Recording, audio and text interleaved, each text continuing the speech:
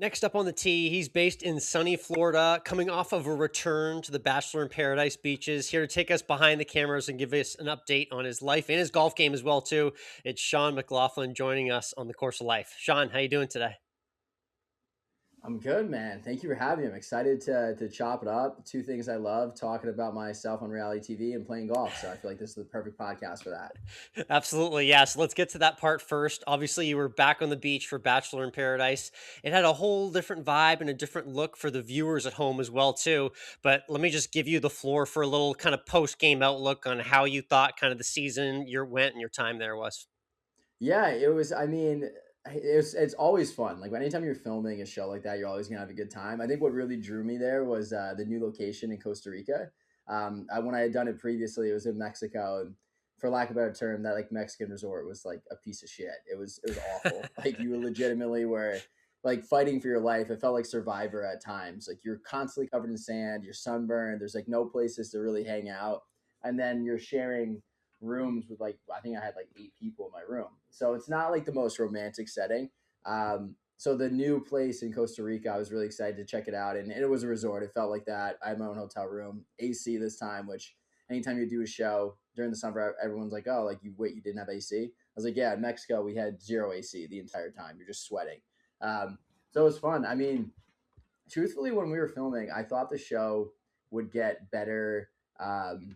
I don't know if ratings is the right word, but like it would get a better reaction from the crowd. Because we were filming, I was like, man, this is gonna be so much fun. Like we're having a blast. Like there's so many interesting and funny parts. And I feel like the end finished product didn't necessarily reflect what was, when we were having that much fun. It kind of just centered on a couple main things, which was unfortunate. But overall, my experience there was amazing. Had a blast. Got in some drama. Got a nice tan. Not much more you can ask for besides getting paid and hanging out on the beach with good looking girls. Yeah, it was your pretty standard reality show season experience for sure in Paradise for you. For those who don't remember, you exited with Alicia amid some conflict with Dale and Kat. First off, I guess where's kind of that relationship with you and Alicia since the two of you left? I knew there was some connection with Flora and stuff like that, but where do the two of you stand right now after the season? Yeah, there's really no relationship with Alicia and I. We kind of in the Tampa Bay area at the time, which is where I live here. And shortly after the show had finished, she moved out to LA, and it just didn't work out. So I actually haven't spoken to her in a long time, which is very atypical of like kind of relationships I usually have. It's just one of those things where we're on different wavelengths right now, unfortunately. But yeah, overall, I think we probably both wish each other the best. It just didn't work out. And the other part of that was you, as you're walking out, kind of definitely letting your thoughts known about Dale and Kat and the status of their relationship, which did end quite soon after that as well too. Has there been any follow-up communication between the three of you at all in any direction at all?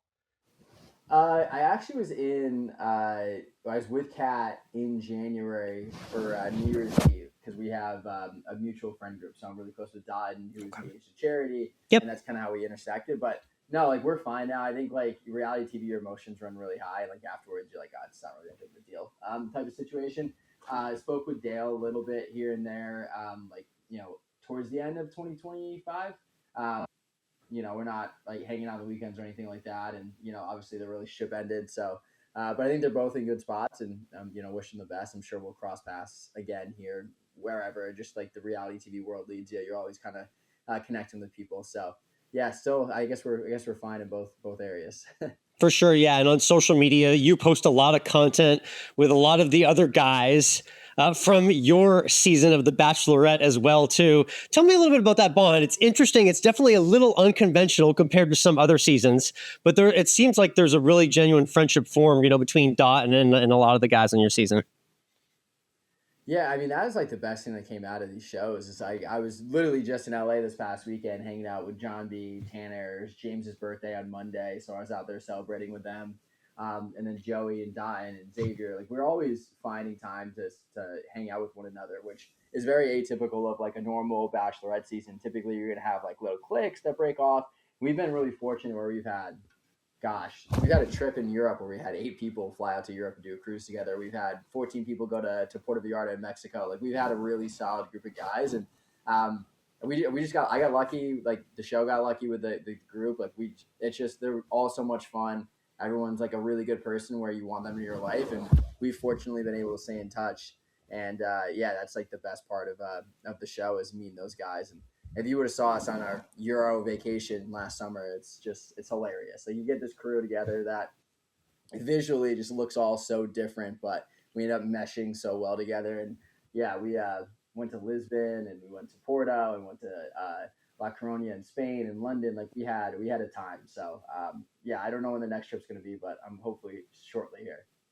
Yeah, I can imagine you and the guys mixing it up with European women. That was no fun had there at all, right? Yeah, boring time. Yeah. Yeah, honestly, I just wish I was back home working. It was Yeah. no fun over in Europe. Having a blast. So yeah, it was truly one of the most fun 10 days of my life. Like we definitely had a time, and that was just coming off of filming Paradise, and it was so much fun. I'm having good memories going back to it.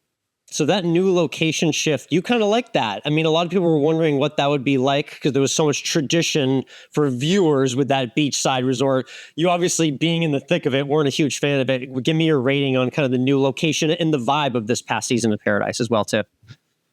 Yeah, the new location was great. I mean, I talked shit about it earlier, but I enjoyed like the original Sayulita location. It was really cool. But like when you're living there for 14 days and you have no AC, no showers, like, you have showers, but you're just constantly sweating. It wasn't like as romantic as you would think it's portrayed. But I also am like an old school type of guy. Like I like that, funny like callbacks they used to do. So it was this one was kind of a mix of like it's completely new, but you still had wells there that felt like the old Paradise. You still had certain elements of it where you're on the beach, but you're also in a resort setting. But overall, I thought it was definitely a win.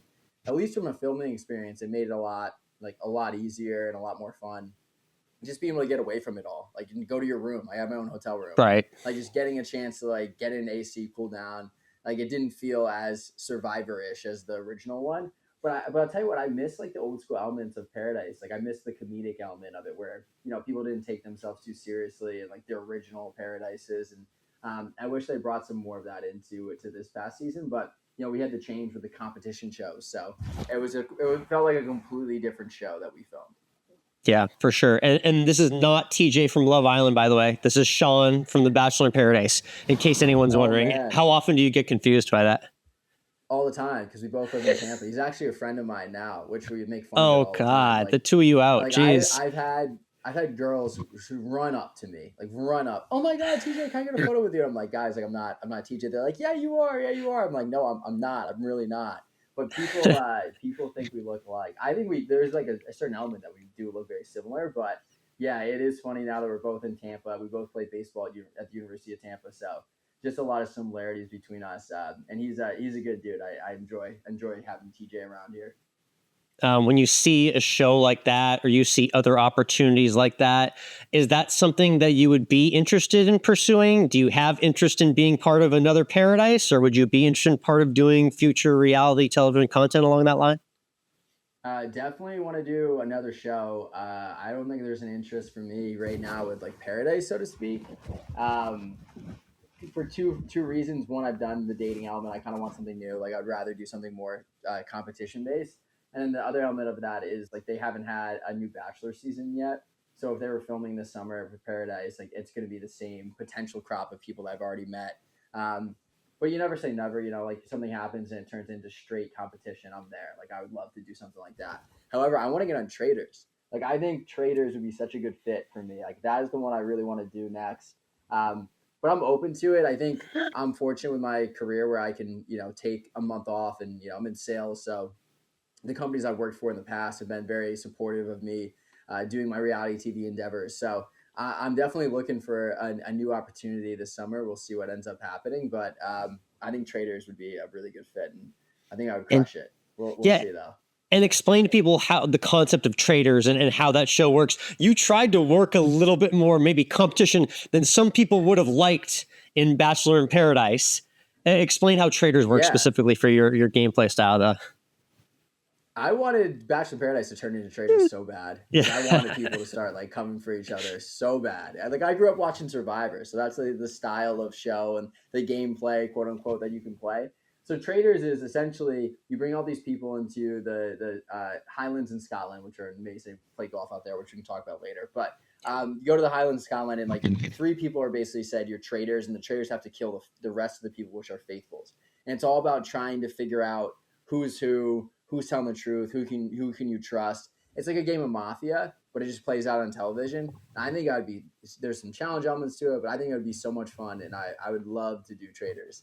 And it blew up this past year. A lot of people are enjoying watching that style of the show. Okay, very interesting. Yeah, I got to start tuning in more to traders. I've seen obviously a bunch of people that we know been on the show as well too. So seems like it could be a fit for you soon down the line. Again, we're with Sean McLaughlin here, Bachelorette, Bachelor in Paradise, and big time golf guy as well too. I also see that you've been doing a ton of traveling. You seem to be in that part of your life where you're going to a gazillion weddings every year. Where's your wedding travel and travel life taken you recently?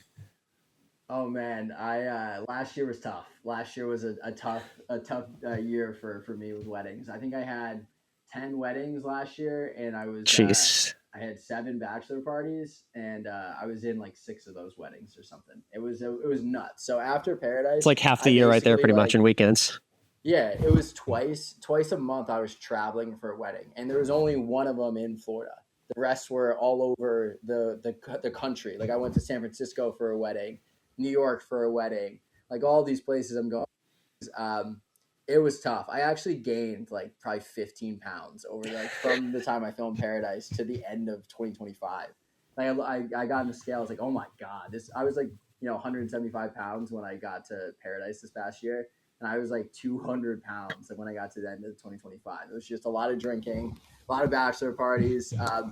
Yeah, it's that season of my life. Fortunately, I think I only got a couple this year. There'll be a few more that pop up, obviously, but less travel for bachelor parties and more travel for my own self and some golf.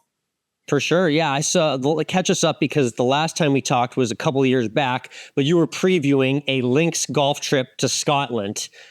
Give us the highlights of that link trip, the courses where you played, and your best memory as well. Yeah, that was an amazing trip. It feels so long ago at this point, but it was truly like a trip of a lifetime. I went for my mom's birthday, and it was me, my mom, my Nice. mom's boyfriend, and my brother. So we had a good foursome there. But we also had probably 10 other people from my mom's club up in New York. So they all went as well. So we had like a huge group of people out in Very Scotland, and we did cool. it right. Where we flew into Edinburgh and drove 5 hours north of the Highlands, then made our way back down. So some highlights there. My favorite golf course I've ever played my entire life is now in Scotland. It's a place called Cruden Bay, and it was the most unique, like fun golf course that I've ever played. And we got really lucky because we had like the perfect weather every single day on that trip. No rain, barely any wind for 7 days straight. And it was like 70 degrees, like unheard of conditions in that part of the world. And it was just this really cool old school spot, like obviously 1800s built. On the 17th hole, you hit over a mass Viking burial grave where there's like 500 Vikings buried in the middle of the fairway. Just like stuff like that I really enjoy. World War II turrets off the ninth tee overlooking the coast. Like it was really cool. And that was by far my favorite golf course I've ever played. Just like if you could get that in those conditions, it's immaculate.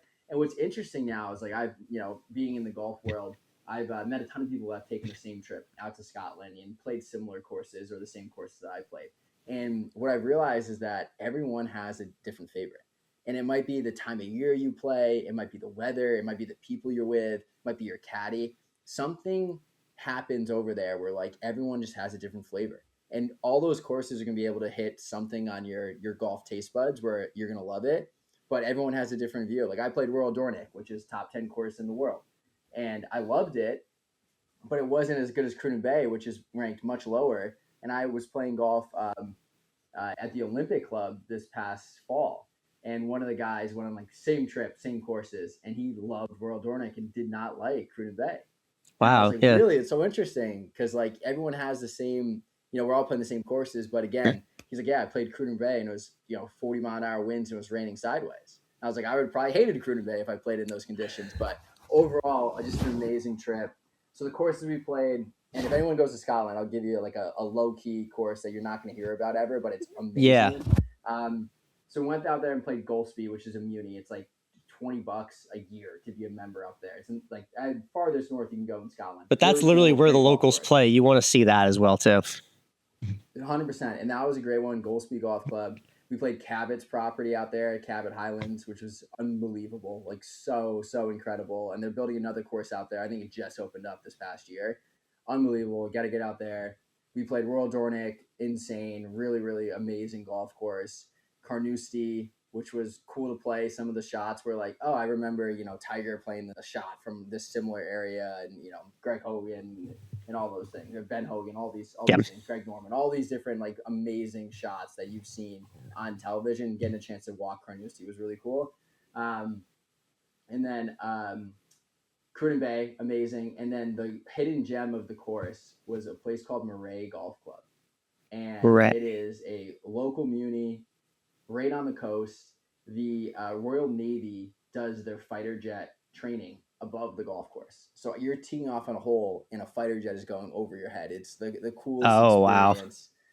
Wow. And it was like, I'm like, oh, who's members here? And it's like, oh, yeah, no, this is a plumber down the road. Like, it's so cheap to be a member out there. You just have like the local community that like support that golf course. And then on 18, maybe the best 19th hole in golf, because you literally finish on 18 and there's a pub like over like surrounding the 18th hole, and people just sit there and have a pint overlooking the golfers coming in. And it was just like amazing, really fun experience. Again, it's like so cheap to be a member there, and it was one of the cheaper rounds that we played that trip, but just fun, like really like fun golf.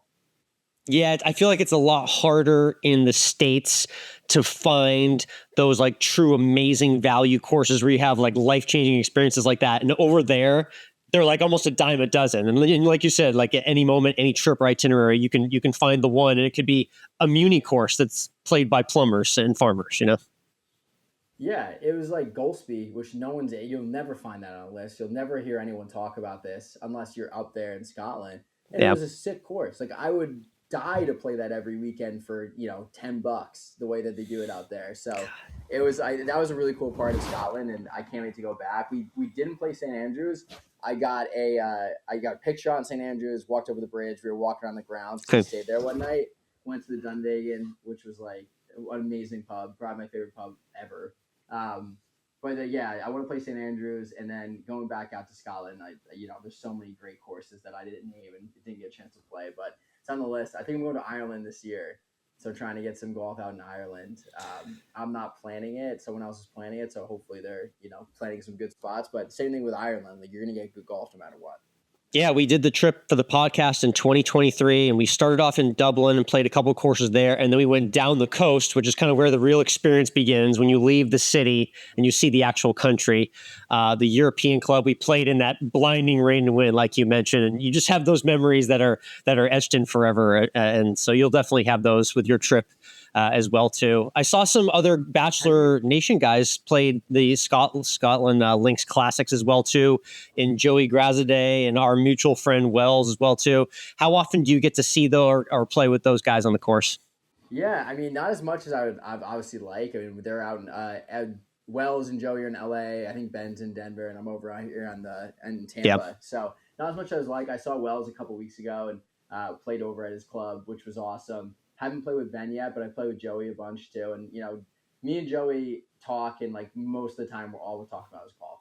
Like Joey's obsessed, just similar to how I am, and Wells is in a similar position as well with his podcast now on the Golf Channel, which is doing really well. So we're always chit chatting about golf, betting, gambling, stuff like that. But they're all really good golfers. I mean, everyone you just mentioned single digit handicap and can hold their own on any course out there. The Wells experience, I'm curious about. He's invited me out there to Los Angeles.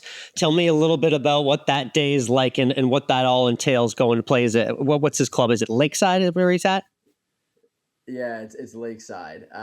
It is just get your liver ready, because that is a very, very fun place to go play.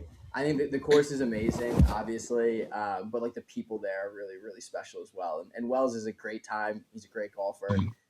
Definitely take him up on that offer. Like you're never gonna have a bad time out there playing with him. And I played this past weekend out there, with one of our mutual friends, Wells and I's mutual friend named Grady, and it's just so much fun. And I played awful, but still somehow won $200. So it's one of those courses where like it's you're gonna have a good time no matter what, even if you're not having a good day on the links. You're gonna have a good day there, like hanging out. Nice. Where are your plans taking you later this year? We're running this in about a week from when we're recording it, just before the Masters. But what do your 2026 travel and hopefully golf plans look like as we head towards the warmer season months? Yeah, so let's see here. In the next month, I'm playing the Barstool Classic out in West Palm Beach at the park, Nice. which I've played. Not many people know that I used to work there, and snuck into their first Barstool Classic they had and qualified for like the championship at Liberty National. So ended up I'm hopefully going out there and having a good round. So I'm playing there at the park in West Palm Beach, which is a really really cool public track. And then this summer I got a trip planned to Ireland, and then I made it a point to play a lot more golf this year competitively. So the past couple of years with like the travel from the show and like my work, like it just didn't work out. I probably played the least amount of golf I ever had played in 2025. Like I think I have 30 rounds in, and I live in Tampa, Florida. Like I was averaging 110, Yeah, seriously. two in 2022 and 2021. So pretty low number. So I'm trying to get back out there and get the handicap down. I'm a 5.5 right now.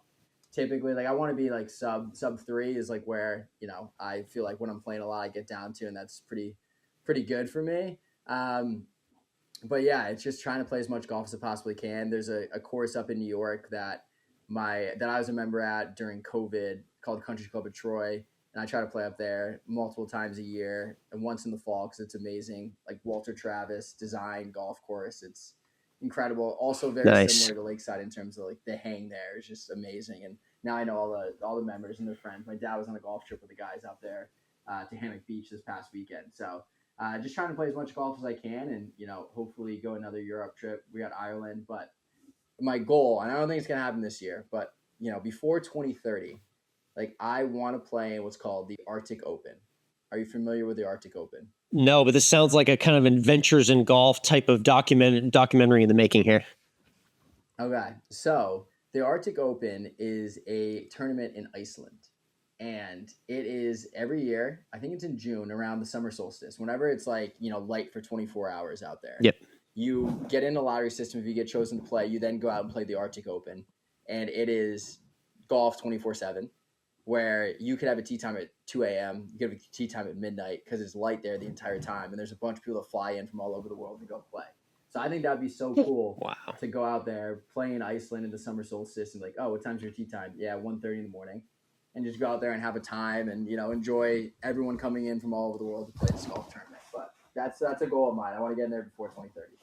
I like that. I've heard the LPGA players I've interviewed from Sweden talk about how they have like super, super late finishes at like 10, 11 p.m. sometimes during the year, but that's the extreme. So that is definitely a bucket list item indeed. Again, we're here with Sean McLaughlin on the Course of Life. Let's get to some fun stuff and random things that I know you're a fan of.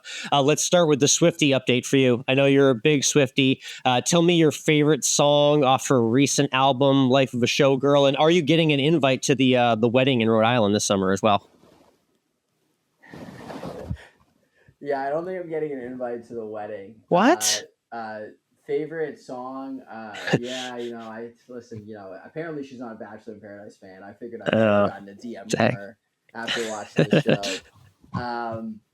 No, but I think what is it? Fate of Ophelia. I think that's one's like becoming more popular now.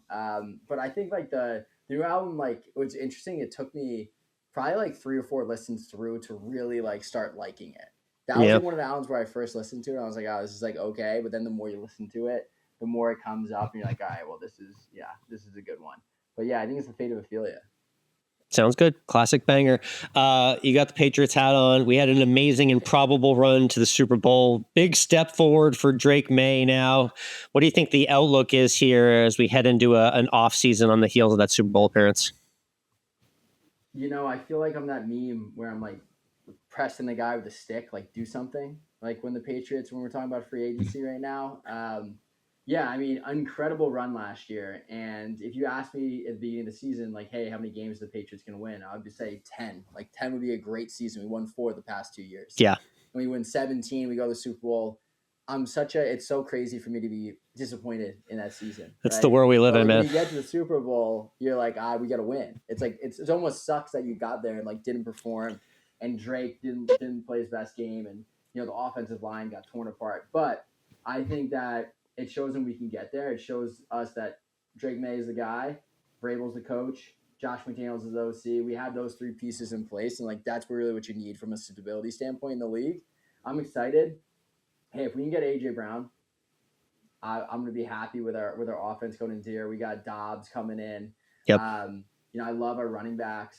I was not big on Ramondre in the beginning of the season with all those fumbles, but he kind of came through there at the end. And then I think Travion Henderson, he's never had to block in his career, right? He's just been such a weapon. Like it hasn't been a pass protection hasn't been something he's focused on. And we start getting him to be able to block comfortably, and like they understand that he can block. He can take one to the house anytime he gets the ball. So like I Yeah. think we have the pieces in place. We need some help on the O line, and hopefully we get Drake some more weapons. But I don't know. I'm like waiting for us to do something in free agency. I feel like it's been so quiet. There hasn't been any big names. We weren't involved with Trey Hendrickson, which I thought we should have been in. Yeah, I don't know. We'll see how this the rest of the offseason comes out. I know June 1st is when I think the Eagles might deal AJ Brown. So if we get AJ Brown and we got Dobbs and we got some of the other, and Kyle Williams has a good year coming off his rookie season, I think we're going to be in a really good spot. And Drake is obviously he's take leaps and bounds. So continue that progression. Definitely, yeah. And I mean, offensive line, in the draft and stuff like that, and more weapons for Drake. And you mentioned it, that there was some medium level moves, but they haven't really made the big one yet. Hopefully that is AJ Brown come June 1st. Yeah, I know you like to post a lot They of... let some people walk too. Sorry. No, you're good. Go ahead.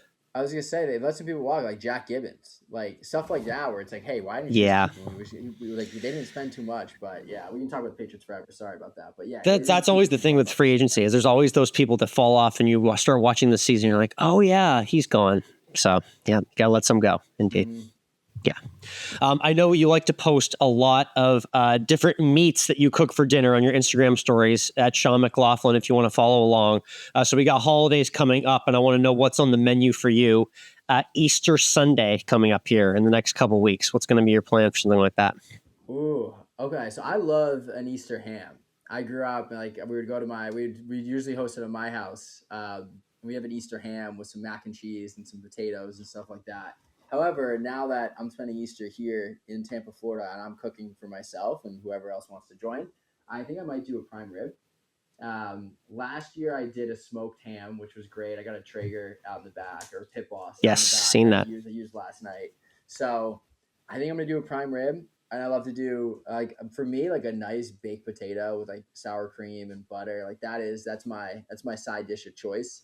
So do some prime rib, baked potatoes, and then some vegetables, maybe some Brussels sprouts with some bacon and some balsamic glaze or something like that. But that'll be on the menu. But yeah, I made a smoked corned beef last night for St. Patrick's Day. Saw that. Battling this thing.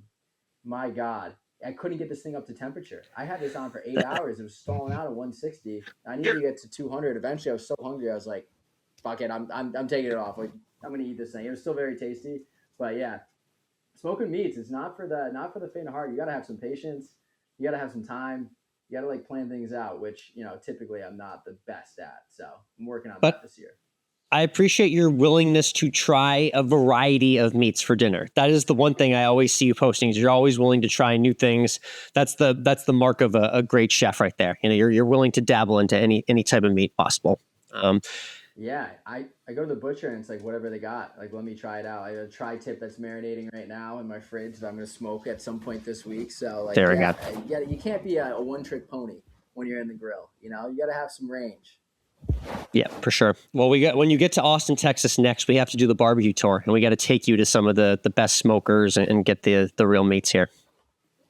Was it Terry Black's? Is that like that's one of the bigger ones? Yeah. Mm-hmm. Yeah.